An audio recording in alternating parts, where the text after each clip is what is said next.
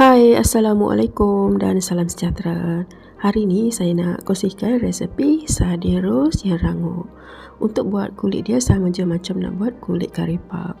Okay, ni ada 2 cawan tepung gandum, masukkan ke dalam mangkuk. Okay, nak rangupkan lagi kulit dia, boleh masukkan 1 sudu besar tepung beras. Jangan lupa masukkan sedikit garam.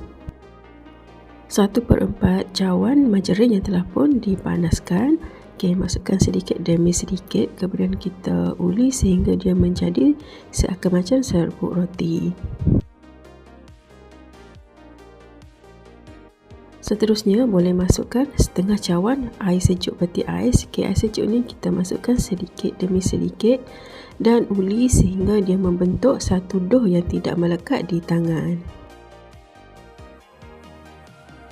Okey, dah jadi dah dough untuk kulit sardin ros. Kemudian rehatkan dough ni selama 15 minit.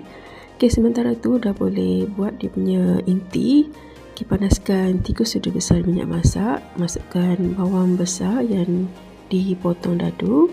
Okey, bila dah layu tu bolehlah masukkan 1 tin kecil sardin. Okey, nak masukkan dia punya kuah pun boleh.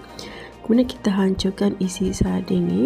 Okay, boleh juga campurkan dengan kentang yang telah pun siap dikukus lebih kurang sebiji.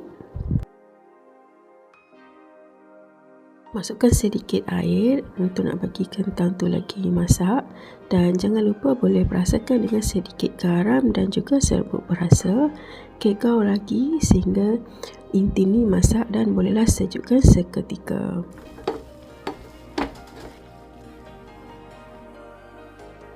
Okay, ni dia dough tadi. Selepas 15 minit direhatkan, dia punya tekstur tu akan jadi bertambah lembut.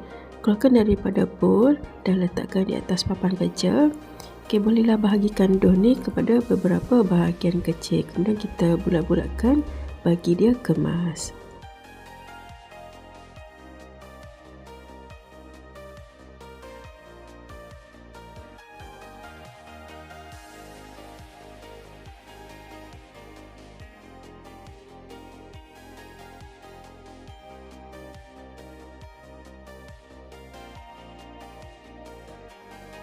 Untuk satu dough tadi tu dapatlah lebih kurang 17 biji dough yang kecil.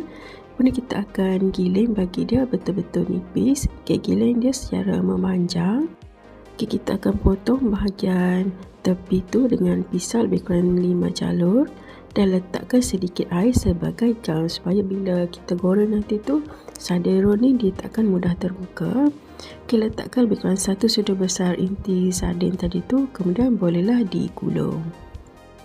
Okay, dah siap dah sebiji. Kemudian teruskan lagi dengan dough yang seterusnya. Okay, nipiskan dough secara melonjong atau memanjang. Kemudian ambil pisau, kita buat belahan pada bahagian tengah tu lebih kurang 5 jalur. Okay, sapu dengan sedikit air pada hujung tu, letakkan sedikit inti 1 sudu besar. Kemudian kita gulung bagi dia kemas-kemas.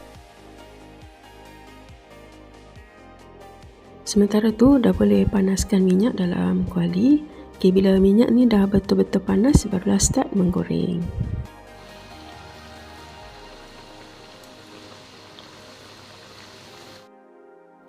Balik-balikkan sardin ros ni supaya semua bahagian tu akan masak merata. Dan bila dah keperangan tu, okay, bolehlah angkat dan toskan minyak.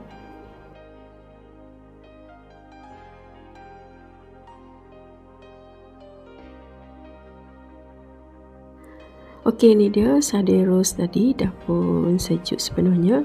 Okey, saya nak cuba satu. Dia punya tekstur bahagian luar tu memang sangat rangup dan rasa dia pun sangat sedap. Senang je kan nak buat sardin ros macam buat kari pap. Untuk resepi tadi tu dapatlah 17 biji sardin ros yang kecil. Okey, itu saja perkongsian pada kali ini. Jumpa lagi. Bye.